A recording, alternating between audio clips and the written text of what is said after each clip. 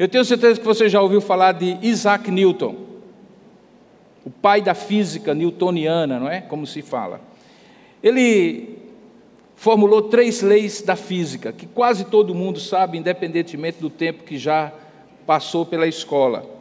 Na terceira lei de Newton, o enunciado oficial diz assim, que a toda ação há sempre uma reação oposta, de igual intensidade, e que as ações mútuas de 2 corpos, um sobre o outro, são sempre iguais e dirigidas em sentidos opostos. Essa lei tem várias versões. De maneira mais informal, as pessoas costumam dizer, até mesmo nas suas relações pessoais, olha, uma ação vai ter reação. Às vezes, alguns chegam até mesmo a extrapolar e dizer que espiritualmente, naquilo que chamam de batalha espiritual, a ação de Deus sempre tem uma reação do diabo e vice-versa.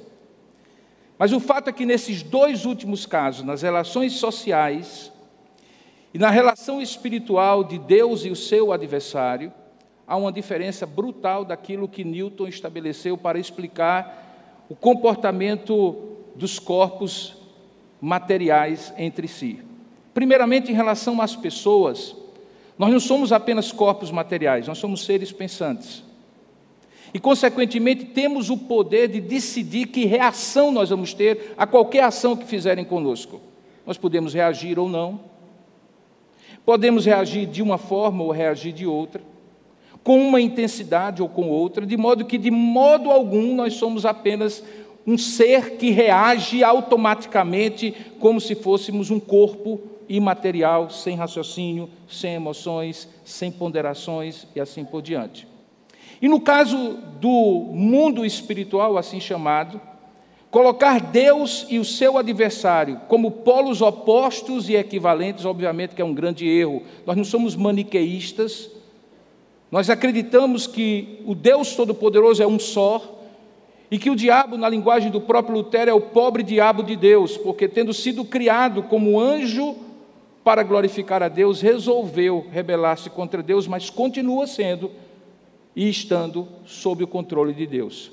De modo que, em relação às situações sociais, dos relacionamentos interpessoais que temos, e na relação entre Deus e o seu adversário, com certeza, nem sempre uma ação corresponde a uma reação com a mesma intensidade e no sentido oposto.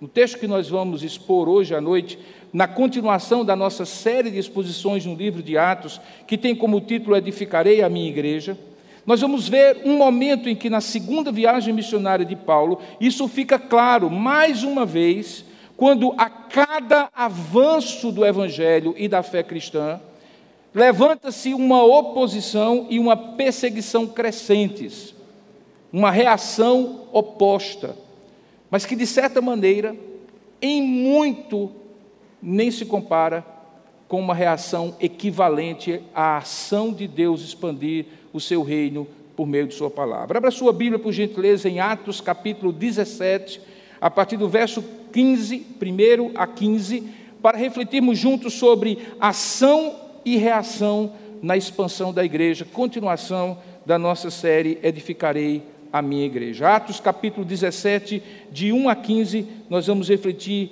sobre esse tema à luz da palavra de Deus.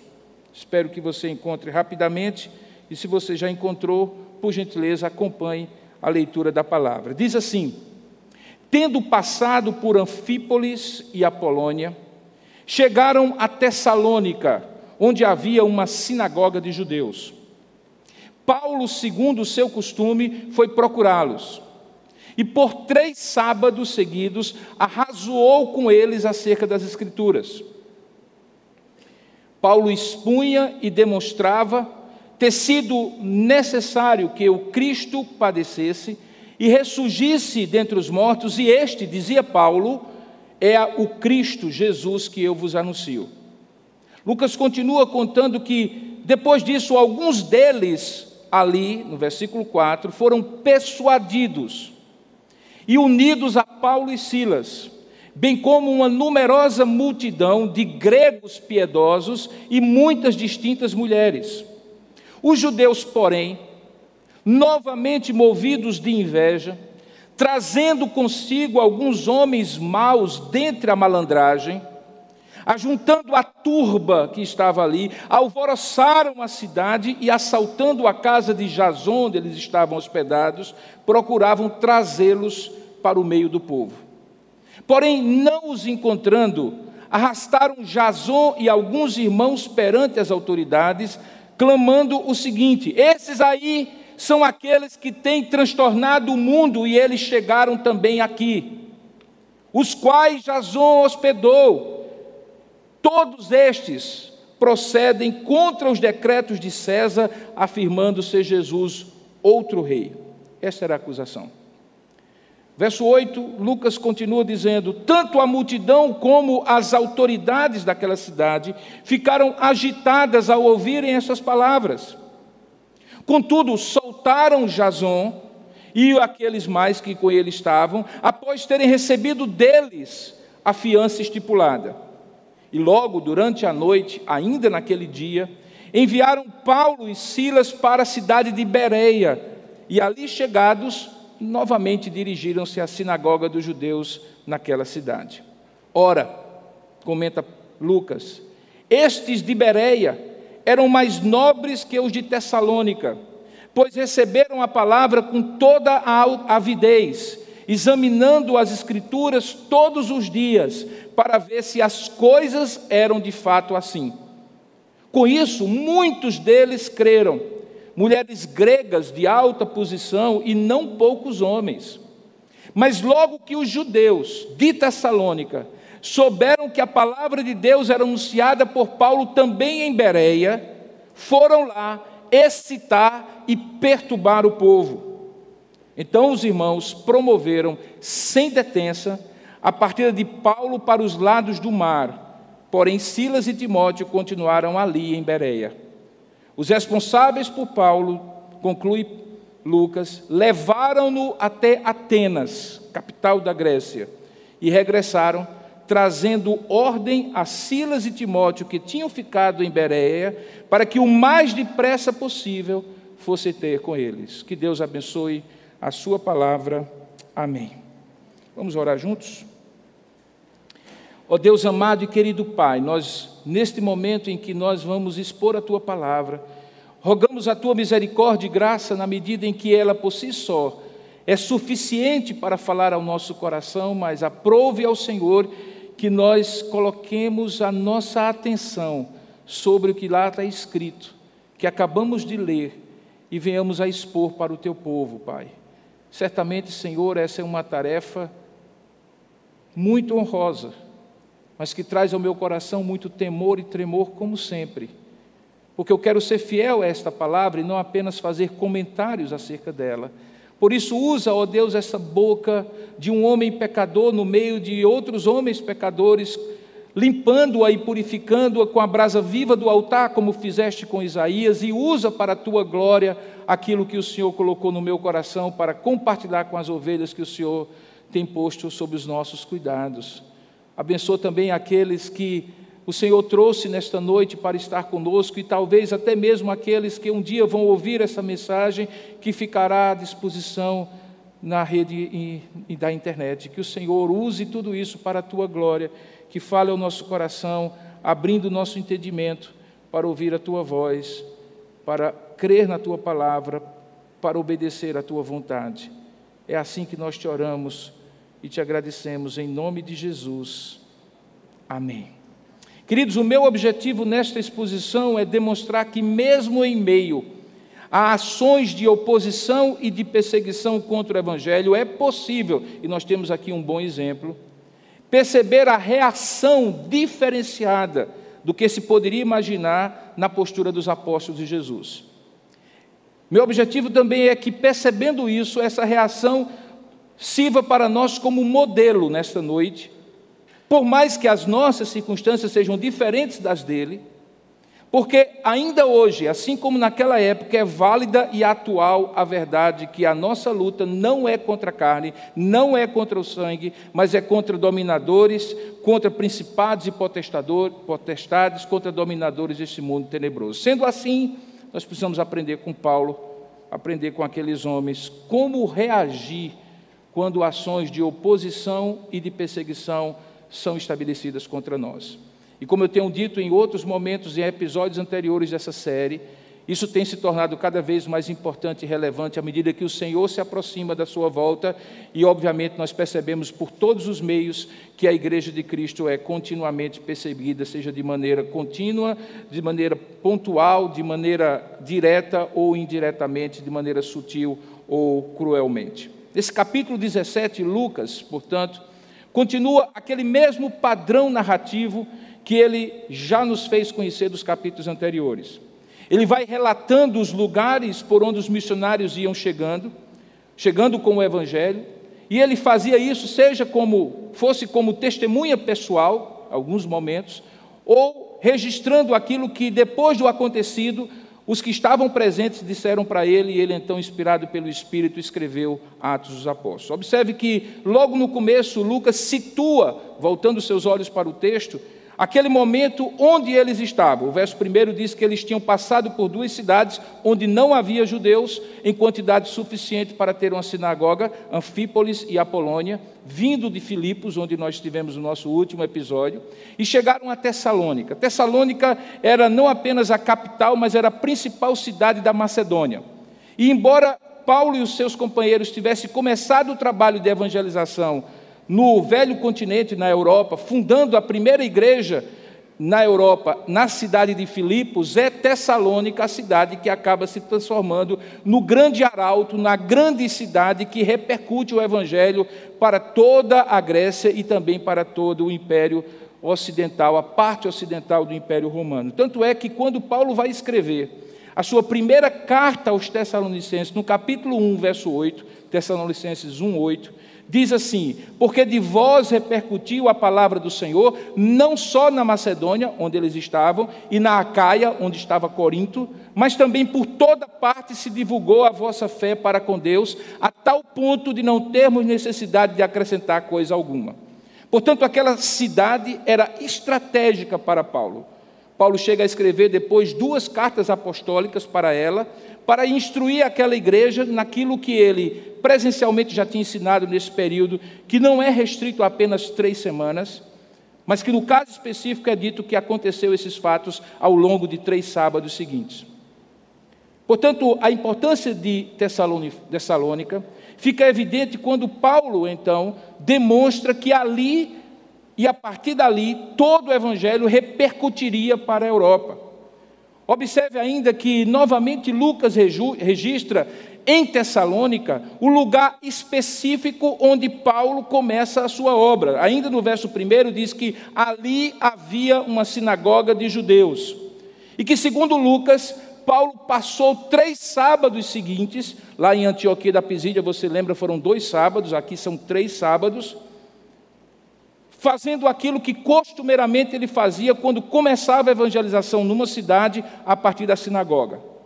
Aquele local não era apenas um local costumeiro para Paulo, que se repetia aqui, como em outras cidades tinha acontecido, mas era a própria abordagem padrão de Paulo quando chegava numa cidade. Porque, segundo Lucas, é dito que, segundo o seu costume, veja aí na sua Bíblia, ele foi procurar os judeus que estavam naquela sinagoga e por 3 sábados arrazoou com eles acerca das Escrituras. Portanto, o próprio Lucas diz que era esse um costume de Paulo. Porque Paulo, sendo judeu e consciente de que ali naquela sinagoga estavam irmãos dele do judaísmo, que assim como ele era um povo da aliança desde Abraão, entendia que suas primeiras iniciativas e esforços em cada cidade deveriam ser no sentido de dar a oportunidade primeiro aos judeus para ouvir a mensagem que ele trazia. Portanto, Paulo, apesar de ser conhecido na história como apóstolo aos gentios, não jogou apenas para os gentios a mensagem que ele trazia. Ele não deu as costas para o seu povo, pelo contrário, sistematicamente, como era o seu costume, em cada cidade ele começava com os judeus da sinagoga. Lucas afirma ainda que essa iniciativa consistia em desenvolver um arrazoado com eles acerca da Escritura. A palavra arrazoado, que Lucas usa aqui é a tradução de um termo grego que vem do verbo dialegomai, de onde nós temos a palavra portuguesa diálogo. Portanto, Paulo dialogava com eles, conversava com eles, discutia com eles, mas tendo um ponto de partida em comum, que era a Escritura Sagrada. Para eles, a Escritura Sagrada naquela época eram os livros do Antigo Testamento, de Moisés e os profetas. Paulo os conhecia, aqueles homens também os conhecia, era a base comum, onde a partir dali Paulo argumentava, dialogava, conversava e arrazoava com eles. Porém, Lucas continua dizendo que Paulo fazia questão de não ser uma conversa qualquer, mas uma conversa com foco, com objetivo, com propósito, porque diz que no verso 3, Paulo arrazoava com eles, expondo e demonstrando ter sido necessário que o Cristo padecesse e ressurgisse dentre os mortos, e este, dizia Paulo, é o Cristo Jesus que eu vos anuncio. Portanto, Paulo fazia uma exposição messiânica, uma exposição cristocêntrica. O núcleo da sua mensagem era que Jesus que eu anuncio e que me trouxe aqui em Tessalônica, ele foi morto e ressuscitado dentre os mortos. Eu quero dizer uma coisa para vocês, ele é justamente o Messias que a gente está esperando como povo de Deus há milênios. Esse era o foco da mensagem de Paulo, ele não perdia tempo com outras coisas. Essa exposição que eu estou chamando de messiânica e cristocêntrica, segundo Lucas, era feita por Paulo com dois tipos de abordagem. Veja, ele aborda na sinagoga, ele arrazoa com eles, mas ele faz isso de duas maneiras diferentes. O texto diz que ele expunha e demonstrava. Por um lado, Paulo expunha, ele fazia uma exposição, algo semelhante talvez ao que eu estou tentando fazer aqui. A palavra que ele usa é a palavra dianoigon, que vem do termo grego dianoigô, que acontece apenas 8 vezes no Novo Testamento e que significa abrir o significado de algo para que alguém compreenda. Curioso que essa palavra também é usada, por exemplo, quando Jesus se encontra com aqueles 2 homens no caminho de Emaús, em Lucas capítulo 24, você lembra da história? Eles estavam saindo de Jerusalém, voltando para Emaús, desanimados, porque tinham visto Jesus ser morto, e aparentemente a história que tinha contado para eles não fazia sentido nenhum, porque eles não sabiam ainda que Jesus tinha se ressuscitado. E diz o texto que eles estavam caminhando desanimados, quando Jesus se aproxima deles, eles não percebem que é Jesus, e Jesus começa a perguntar por que é que eles estão tristes, e eles dizem que és tu o único que estando em Jerusalém não sabe os acontecimentos, e começam a contar os acontecimentos a Jesus, dos quais ele era o protagonista, mas numa perspectiva de desânimo e de desalento, porque a esperança deles havia esvaído. Diz o texto em determinado momento, no verso 27, que Jesus, de Lucas capítulo 24, que Jesus, começando por Moisés e discorrendo por todos os profetas, aqui ele usa o verbo, expunha-lhes o que a seu respeito constava em todas as Escrituras. E aí no verso 31 do capítulo 24 de Lucas é dito que então se lhes abriram os olhos e o reconheceram. Pois bem, aqui em Tessalônica, Paulo está repetindo o mesmo que Jesus fez lá no caminho de Emaús, expondo as Escrituras a partir de Moisés e os profetas, fazendo com que eles vejam aquilo que eles, mesmo lendo, não conseguiam ver. Essa é a primeira estratégia que Jesus usava. Mas, por outro lado, diz o texto, Lucas, que Paulo também, além de expor, ele demonstrava.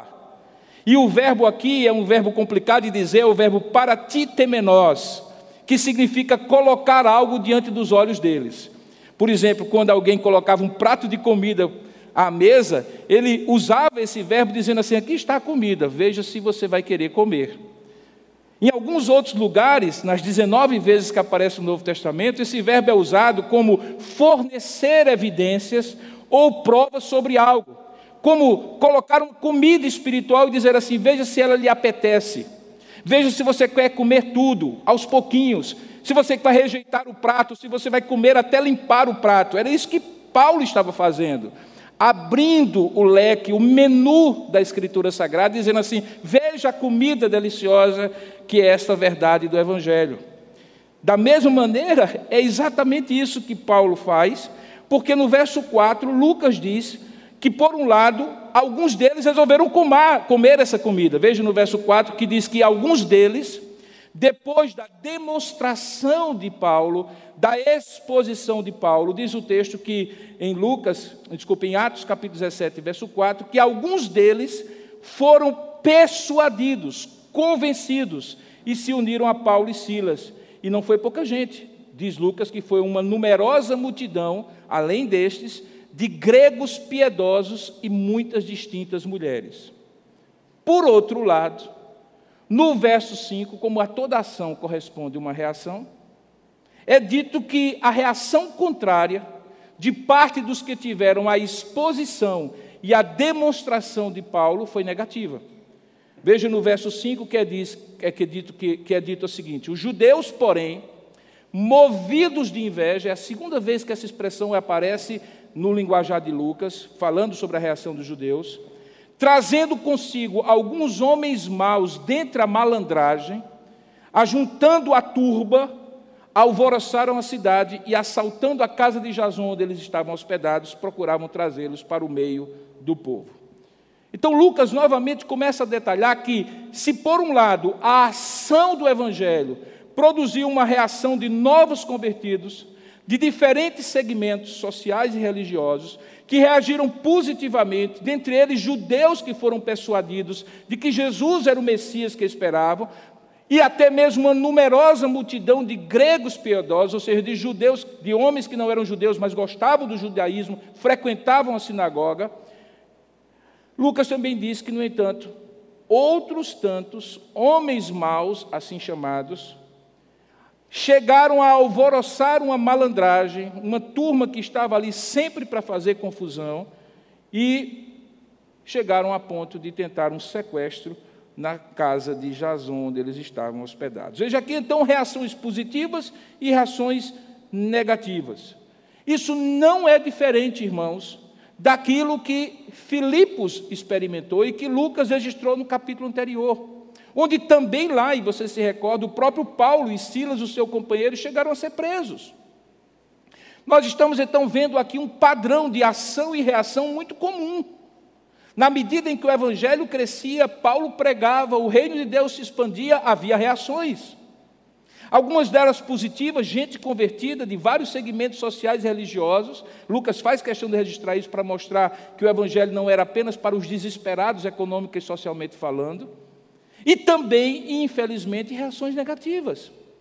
Mas reações negativas com autores bastante conhecidos. Eram aqueles mesmos homens judeus que, movidos de inveja, sempre se levantaram para Paulo ou contra Paulo. Alguns comentaristas dizem que esse grupo, chamado Movidos pela Inveja, um partido político, já tinha se tornado num grupo de oposição sistemática. Você percebe depois, lá na frente, que quando o Evangelho chega a Bereia, imediatamente eles saem de Tessalônica para perturbar o ambiente lá em Bereia. Então eles já estavam no tipo assim, de cidade em cidade em que Paulo ia, eles iam atrás. Eles iam acompanhando Paulo e seus companheiros de cidade em cidade onde eles pregavam, para contradizê-los, para insuflar a multidão, para provocar as autoridades com acusações falsas, como uma forma de intimidação e até de tentativa de impedir que eles continuassem. A principal razão para isso é que você percebe no verso 6 que a acusação que eles fazem tem história, tem rabo, digamos assim. Diz que quando eles não encontraram na casa os apóstolos, eles arrastaram Jason e alguns irmãos perante as autoridades, e veja a acusação. Esses que já têm transtornado o mundo, do que eles estavam falando, gente? Estavam falando de Filipos, porque eram eles mesmos que em Filipos fizeram isso. Então, esses que têm transtornado o mundo, chegaram também até aqui.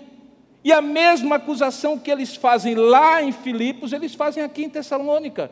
Eles dizem aqui, eles procedem contra os decretos de César, afirmando ser Jesus outro rei. De uma coisa eu tenho certeza, eles acertaram na mosca. De fato, A pregação do Evangelho já estava transtornando, tirando todo mundo da zona de conforto, os judeus inclusive, mas todas aquelas cidades estavam sendo impactadas. Mas não era o objetivo dos apóstolos causar convulsão social. É porque o Evangelho, quando entra na vida de uma pessoa, de uma família, de uma comunidade, certamente produz mudanças, e essas mudanças nem sempre são bem-vindas. Muitas vezes elas são identificadas como transtornos mesmo, como confusão, como dificuldades, porque confronta o status quo que as pessoas estão estabelecidas. Eles também disseram que, de fato, é verdade que Jesus é o verdadeiro rei. Mas em nenhum momento, e esta é a falácia da acusação deles, isso significava dizer que os apóstolos estavam questionando a autoridade do imperador César, porque o próprio Senhor Jesus, a quem eles pregavam, um certo momento disse assim: dai a César o que é de César, dai a Deus o que é de Deus. Então era uma acusação que tinha uma verdade, movida por uma inveja, mas que misturava na hora da verdade alguma falácia para induzir as autoridades a tomarem alguma providência. Observe então que o padrão é o mesmo. Eu quase estou aqui com os olhos fechados, imaginando a situação que eu já dispus aqui para os irmãos lá em Filipos, porque o padrão é praticamente igual. Uma inveja religiosa, promovida pela perda de território religioso, da primazia do discurso religioso, em que o próprio judaísmo se vê esvaziado quando aquilo que eles pregam, que o Messias haveria de vir, os apóstolos chegam e dizem: mas ele já veio. E é justamente Jesus de Nazaré a quem nós pregamos. Na hora em que eles percebem que aqueles que eram cativos da sinagoga, na esperança de que o Messias viria, agora descobrem a boa nova de que o Messias já veio, eles imediatamente partem para o jogo sujo. Eles pegam uma multidão, algumas pessoas que possivelmente pagas, como testemunhas foram pagas nesses casos para dar falso testemunho, alvoroçam a multidão e provocam a autoridade, porque já tinham perdido a capacidade de contrapor-se na palavra, no arrazoado, na demonstração e na exposição aquilo que Paulo pregava. Então o padrão é o mesmo. Essa inveja instrumentaliza o poder público, convulsiona a multidão, provoca as autoridades para colocar Paulo e os seus companheiros e a mensagem que eles pregavam fora da cidade. Perceba que Lucas continua registrando no mesmo padrão que ele havia feito antes, quando chega ao clímax daquilo que ele queria relatar. No verso 8 diz que tanto a multidão como as autoridades ficaram agitadas ao ouvirem essas palavras, mas aí ele aponta um referencial, ou melhor, um diferencial do que aconteceu em Filipos. Em Filipos eles chegaram a ser presos num processo ilegal, eu já expus a isso domingo, a última vez que eu preguei. Aqui eles não são presos, pagam uma fiança no verso 9 e eles são soltos. E essa mesma sequência passa a ser repetida do verso 10 a 15, quando naquela mesma noite os irmãos entendem que é prudente que eles saiam de Tessalônica e vão para Bereia, e supostamente eu e você que estaríamos lendo esse texto, diria assim: vai acontecer de novo, porque o que acontece? No verso 10, diz que assim que Paulo chega a Bereia, o que é que ele faz? Ele dirige-se à sinagoga dos judeus. Ele diz: pronto, vai acontecer de novo. O homem parece que não aprende. Mas aí acontece uma coisa interessante.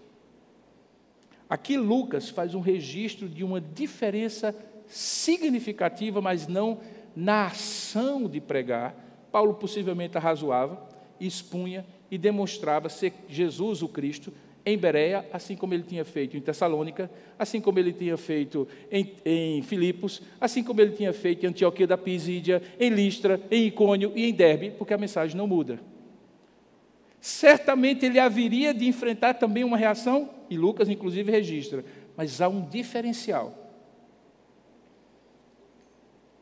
Diz que no verso 11, Lucas faz questão de afirmar que aqueles de Bereia eram diferentes. E quando ele diz aqueles de Bereia, eram judeus, tão judeus quanto os judeus de Tessalônica, que frequentavam a sinagoga tanto quanto aqueles de Tessalônica, mas havia uma diferença. Diz que no verso 11, estes de Bereia eram mais nobres que os de Tessalônica. Por quê? E em que consistia a nobreza deles? Status social? Vinham de famílias mais nobres? Não. Lucas explica. A nobreza deles era porque eles receberam a palavra com toda avidez, examinando as Escrituras todos os dias para conferir, esse é o termo ver, conferir se as coisas que Paulo pregava eram de fato como a Escritura que eles conheciam dizia.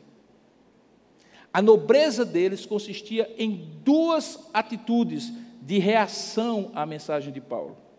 A primeira, fome de Deus, avidez de conhecer. Eles conheciam a Escritura e quando Paulo começou a expor, demonstrar e arrazoar, o apetite espiritual deles se manifestou. E eles começaram o termo avidez aqui é um termo que significa fome, aparece apenas 3 vezes no Novo Testamento. Significa um desejo, um anelo profundo, uma fome. Se Paulo abria o menu diante deles, eles queriam comer tudo que Paulo tinha para falar. Mas eles não eram ingênuos espiritualmente. Porque ao mesmo tempo que eles tinham fome, eles tinham senso crítico. A palavra que diz que eles examinavam é a palavra anakritontes, que significa aquele que faz um discernimento, uma análise. É de onde vem a palavra crítica. Eles criticavam o que Paulo falava da maneira mais correta que vocês também podem criticar o sermão do pastor Robson. E qual é? Conferindo se aquilo que é pregado está de acordo com a Escritura Sagrada. Eles eram ávidos por Deus, mas eles não comiam toda a comida. Eles desejavam saber se era verdade mesmo que Jesus de Nazaré era o Messias, mas eles precisavam ser provados nas Escrituras Sagradas e discernindo o que eles ouviam. Sem querer, aqueles homens estabeleceram um princípio de hermenêutica que ainda hoje é usado, que chama-se analogia da fé. O que é analogia da fé? É você conferir Escritura com Escritura. Se está na Bíblia, tem que estar de acordo com o restante de toda a Bíblia. Porque Deus não é contraditório. Ele não vai dizer algo no Antigo Testamento e no Novo Testamento dizer o que Ele falou. Eles estabeleceram um princípio que depois dessa época, 16 séculos, os reformadores, nossos pais reformadores, estabeleceram que é o sola Escritura. Que a Escritura é a nossa única regra de fé e prática, e pode ser o apóstolo que vier, o pastor que vier, é na Escritura que está o critério, o discernimento para saber se o que ele está pregando é o verdadeiro Evangelho de Deus ou não. Por isso eles eram mais nobres. E por isso você será tão nobre quanto você não for uma vaquinha de presépio teológico. Mas alguém que tem a Escritura aberta, como eu estou vendo que alguns de vocês têm, e alguns outros chegam até levar um papel e anotar e escrever, e algumas vezes, como fazem frequentemente, mandarem perguntas para mim de coisas que não ficaram muito claras no sermão. Porque é assim que se cresce. É assim que se demonstra a nobreza de você ser faminto por Deus, mas não comer toda a comida que lhe oferecem.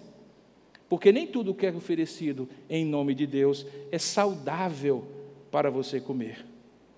Por isso eles eram mais nobres e por isso manifestou a diferença da reação deles à ação de Paulo pregar para eles. Mas há um detalhe aqui, irmãos, preste bem atenção. Qual era a Escritura que eles tinham para conferir o que Paulo falava? Eu já respondi para você anteriormente.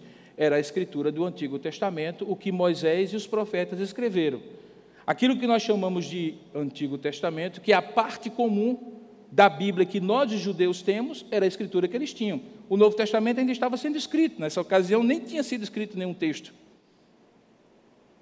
Veja que quando eles comparam Escritura com Escritura, eles estão comparando, na verdade, uma Escritura escrita, que eles já tinham, com a palavra apostólica de Paulo. E ao fazer isso, irmãos, eles estabelecem um princípio que depois vai ser usado por todas as igrejas para estabelecer que livro deveria ficar no cânon do Novo Testamento ou não. Se você nunca se perguntou como foi que o cânon do Novo Testamento, os 27 livros do Novo Testamento, foram colecionados e por que alguns supostos livros inspirados por Deus ficaram por fora e outros ficaram dentro, eis aqui a resposta.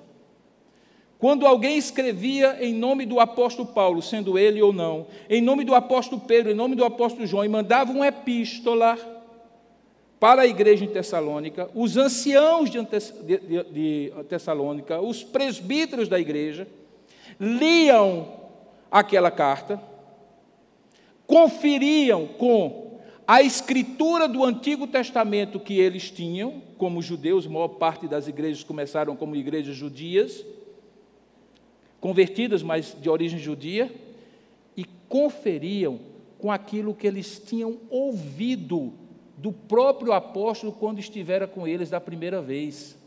Então, as duas primeiras cartas que Paulo escreve a Tessalônica, possivelmente foram incluídas no cânon, na medida em que foram reconhecidas como carta escrita e inspirada por Deus através do apóstolo Paulo, porque eles recordavam o que Paulo tinha pregado quando nessa ocasião chegou lá.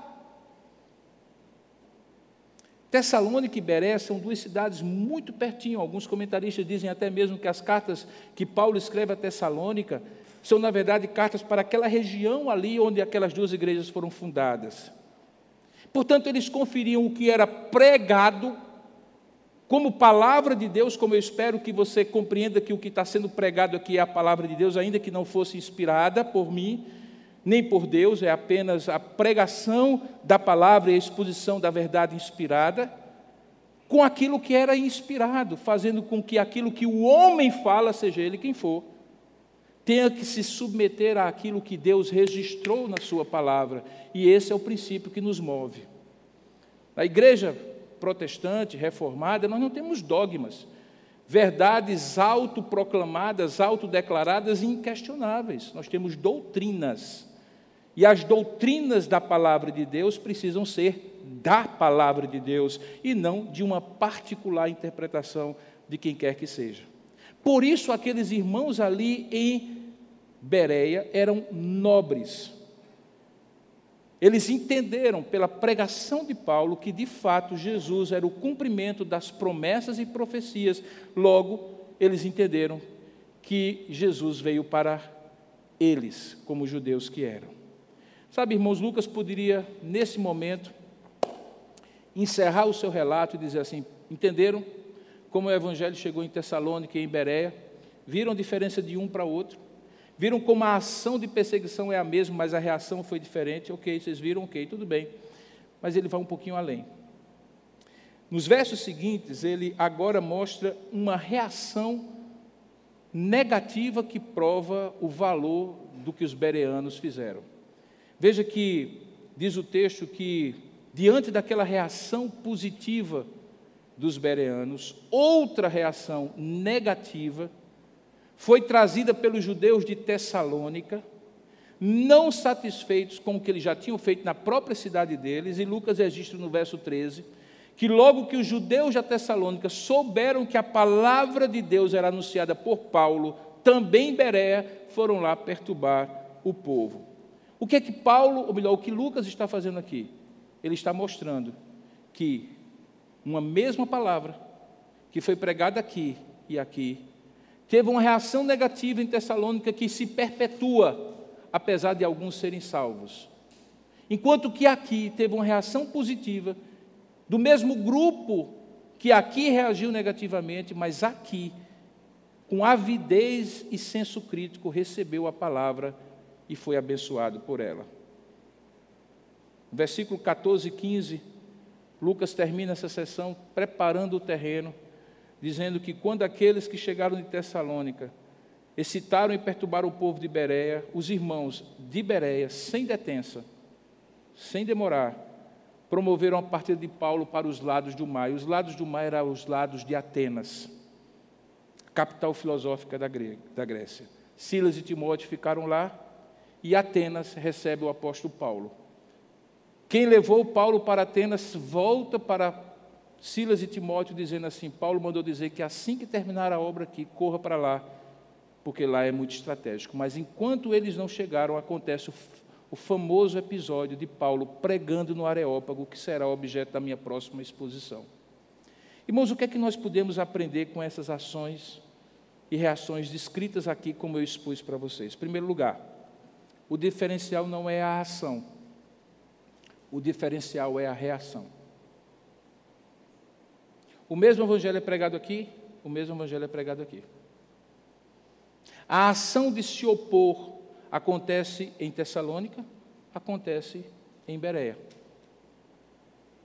A ação que é feita, seja por Deus, ou seja promovida inicialmente por alguém que não quer que Deus seja proclamado, vai ser sempre a mesma, irmãos. Caracteriza-se por oposição, por perseguição da fé e do Evangelho. Esta reação, ela não pode ser controlada por nós. O apóstolo Paulo diz de maneira muito clara: todo aquele que quiser viver piedosamente em Cristo Jesus, ele não diz poderá passar perseguição, ele diz passará perseguição, ponto. O Senhor Jesus diz assim: não desanimeis, porque no mundo tereis aflições, é fato, eu não controlo isso. Ser o que eu sou, fazer o que eu faço, proclamar o que eu proclamo é o suficiente para ter reação contrária à minha fé e à minha pessoa. Só se eu não for o que eu sou como cristão, não pregar o que eu devo pregar e não fazer o que eu devo fazer, é que me isentaria dessa reação. Como alguém já disse, se você não quer ser criticado, de modo geral, basta você não ser nada, não fazer nada, não dizer nada. E aí ninguém lhe critica.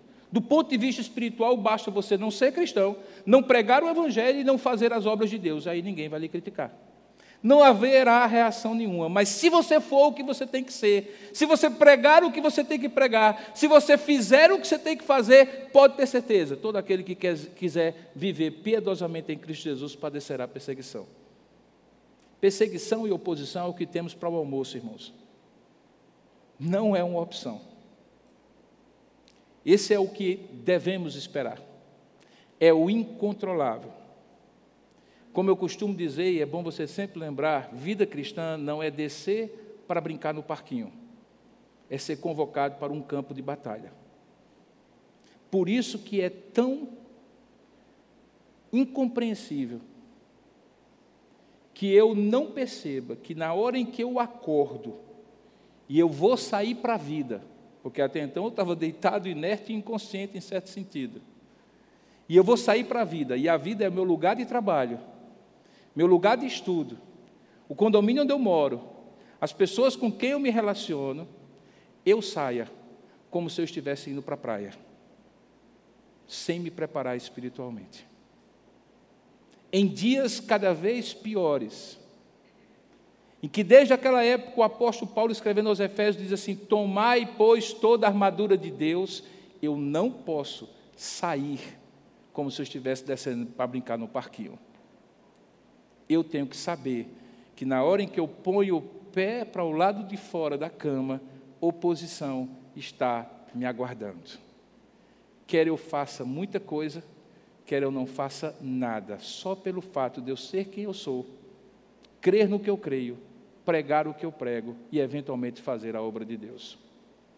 Então, o diferencial que você pode controlar é a reação sua a isso, porque a ação está posta, ela lhe aguarda na próxima esquina. Em segundo lugar, perceba que, assim como o apóstolo, qual é o foco da sua reação diante dessa situação? Queridos, não tem outro. É a exposição ousada e corajosa da palavra de Deus, com foco no Evangelho de Jesus Cristo. Paulo mesmo diz, escrevendo aos Coríntios, qual era o foco dele? Olha, nós pregamos a Cristo e este crucificado. Deixa eu lhe dizer uma coisa. Se você tentar suavizar essa mensagem para ser mais simpático, não vai funcionar. se você tentar ser mais democrático e pensar assim, eu devo dizer que o que importa é que todo mundo seja gente boa, não vai funcionar.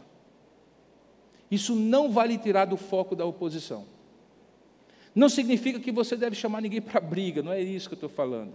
É o simples fato de que quando você foca, como o apóstolo Paulo focou, na pregação corajosa e ousada da palavra de Deus, você estará cumprindo a missão que faz sentido na sua vida. É como se Paulo dissesse assim, olha, já que a oposição é a única reação certa e garantida, que pelo menos a sua ação cristã seja a mais poderosa possível, seja a poderosa pregação do Evangelho em palavras e em obras. Porque já que é para apanhar, que a gente apanhe pela causa boa.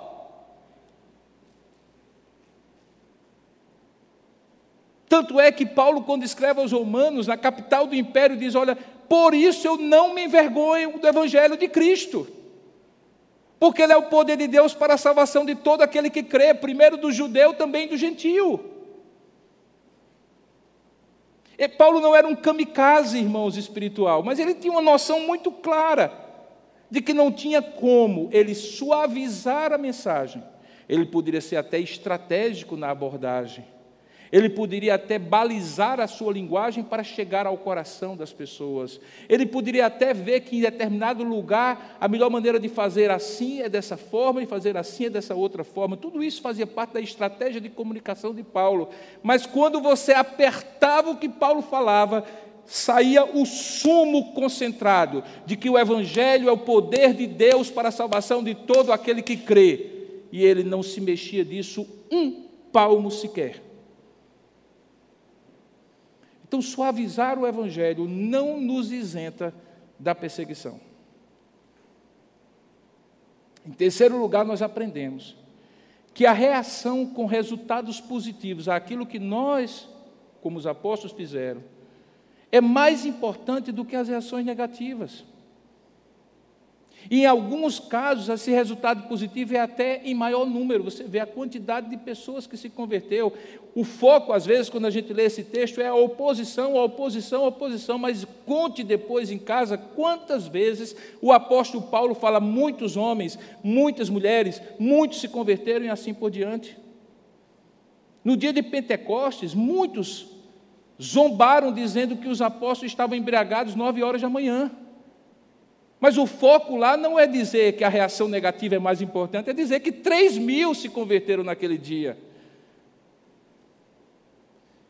Às vezes a gente olha e diz assim, a perseguição está dura, está difícil, a oposição. Nessa chegada dos estudantes lá no Mackenzie, nós distribuímos 17.000 Bíblias, na chegada dos calouros.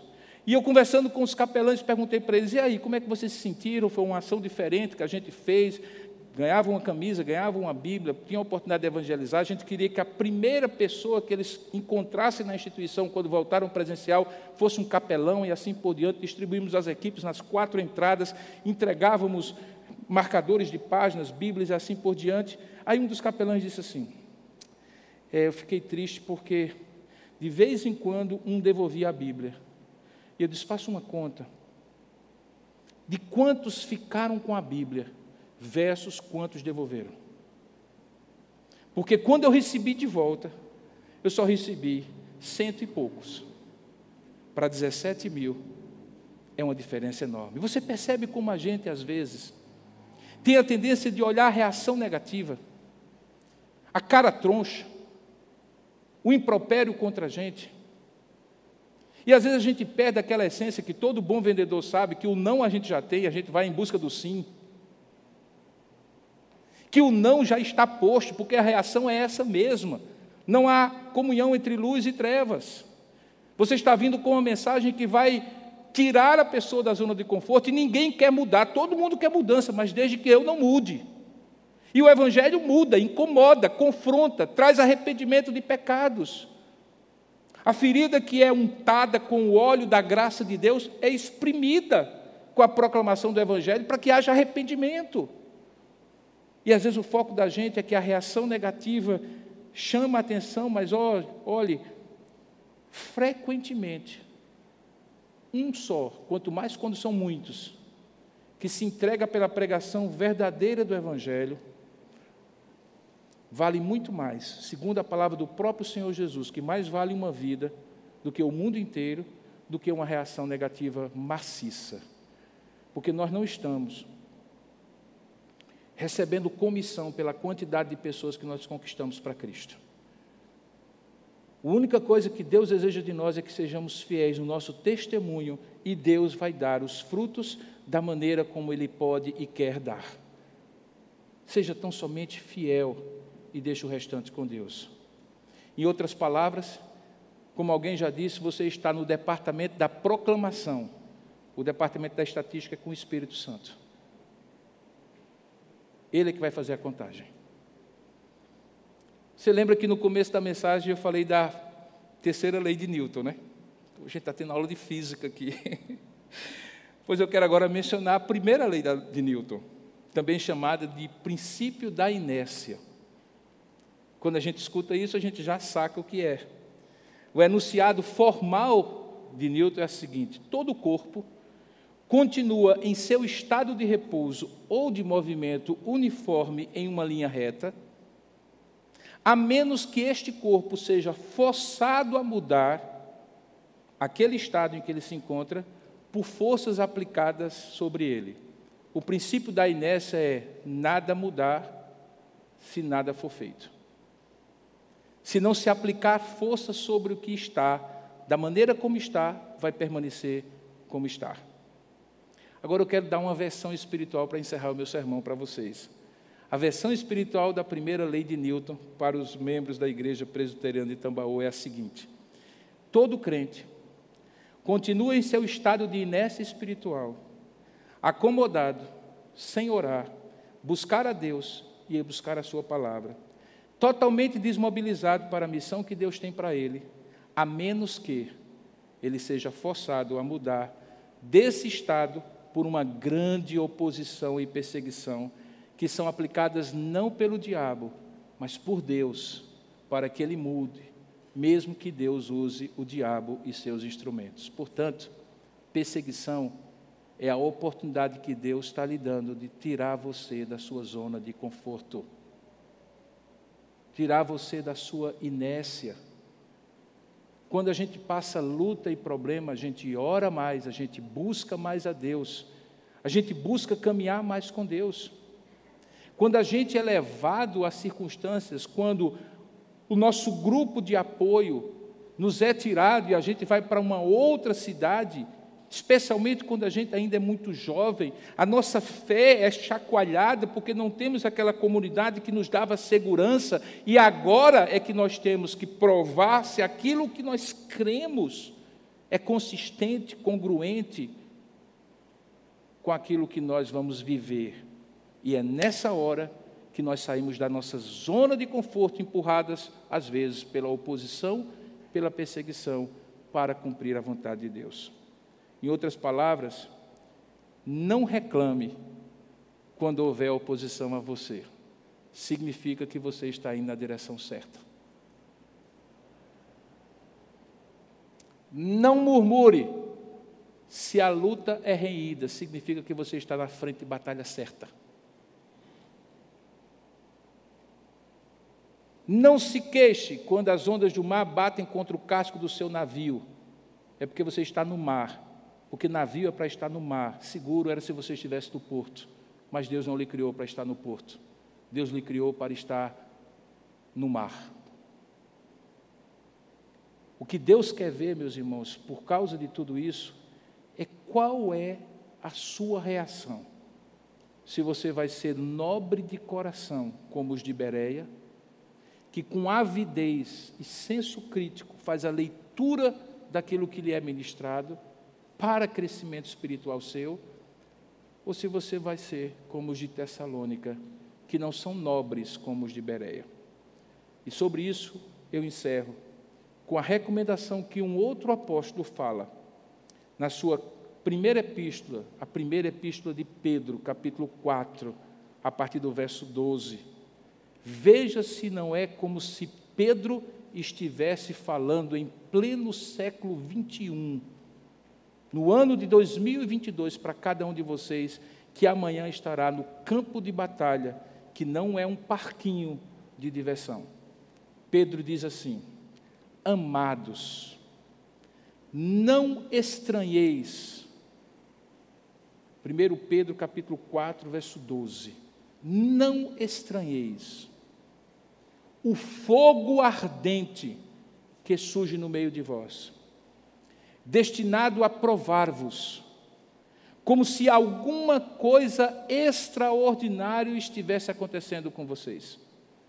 Pelo contrário, alegrai-vos, na medida em que sois coparticipantes dos sofrimentos de Cristo, para que, uma vez participando desses sofrimentos de Cristo, sejais, na revelação da sua glória, também coparticipantes da sua glória. Portanto, vos alegreis exultando. Se pelo nome de Cristo sois injuriados, bem-aventurados sois, porque sobre vós repousa o Espírito da glória e de Deus. Mas ele adverte: nem todo sofrimento que crente passa é por amor a Cristo. Por isso ele diz: não sofra, porém, nenhum de vós por ser assassino, ou como ladrão, ou como malfeitor, ou como quem se intromete em negócios de outrem. Este sofrimento não é provação, é colher os frutos das próprias ações. E Deus não tem nada a ver com isso, se você sofre por essas razões. Mas se você sofrer como cristão, e porque é cristão, não se envergonhe disso. Antes glorifique a Deus com esse nome, porque a ocasião de começar o juízo pela casa de Deus é chegada. Ora, se primeiro esse juízo vem por nós, qual será o fim, dizia Pedro, daqueles que não obedecem ao Evangelho de Deus? E se é com dificuldade que o justo é salvo, onde vai comparecer o ímpio? Sim, o pecador. E então ele conclui: por isso, também os que sofrem segundo a vontade de Deus, entreguem-se, encomendem, confiem a sua alma ao fiel Criador pela prática do bem. Sofrimento, perseguição e provação é a reação esperada. A sua reação diante desta reação de ser quem você é o que pode lhe diferenciar, assim como diferenciou Paulo e os seus companheiros. Por isso, eles são modelos para que a gente, nos dias atuais, saiba lidar com a oposição que vem contra nós, seja ela qual for. Em alguns momentos, podemos até sentir os golpes, mas lembre, o bom combatente não é apenas aquele que sabe bater, é também aquele que sabe apanhar. Se você apanha por amor a Cristo, você está em boa companhia. Tenha a reação diferenciada que Paulo e os seus companheiros tiveram. Eles são modelos para nós. Sinceramente, eu não sei se eu estou falando aqui especificamente para alguém. É possível que eu esteja falando para uma variedade de pessoas que se lembram de circunstâncias e situações que no dia a dia estão passando. De um modo geral, nós passamos por isso semana após semana, em alguns momentos. Costumo dizer que se faz tempo que você não sente a oposição espiritual na sua vida cristã, lutas e dificuldades, é bom você colocar as barbas de molho. Talvez você não esteja sendo, nem fazendo, nem falando aquilo que se espera de você, e por isso você não está incomodando ninguém. Mas é possível que mesmo você que está nessa situação precise, a partir dessa palavra, de um encorajamento, e o meu objetivo foi exatamente esse. Mas eu gostaria que o encorajamento não fosse apenas da palavra pregada, mas também da intercessão dessa igreja, uns pelos outros.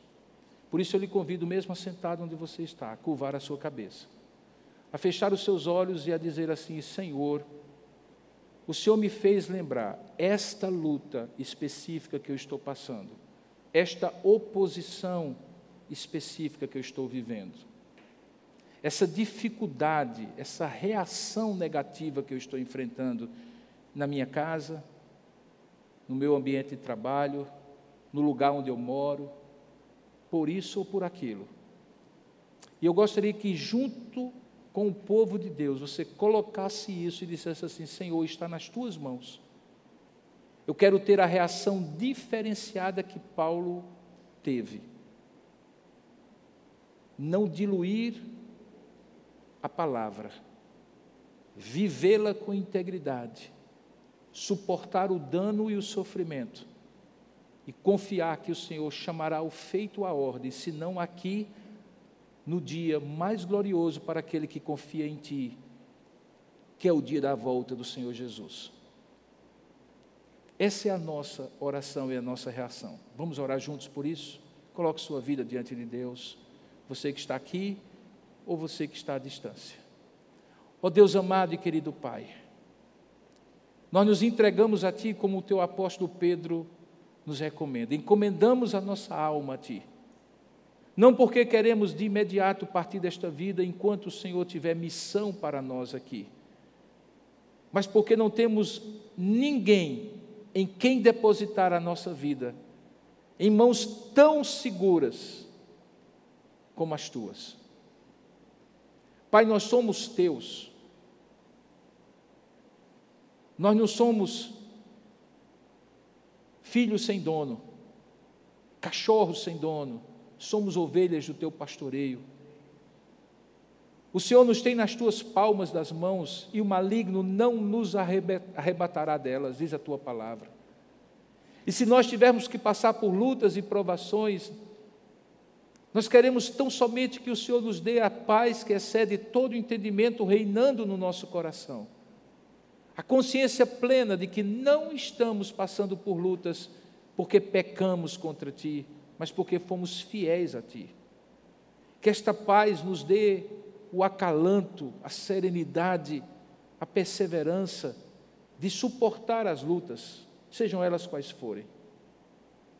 Mas ao mesmo tempo nós Te pedimos, ó Pai, que essas lutas sejam instrumentos para nos tirar de certas zonas de conforto onde nós nos encontramos, para nos fazer orar mais, buscar mais, sermos mais nobres como os de Bereia.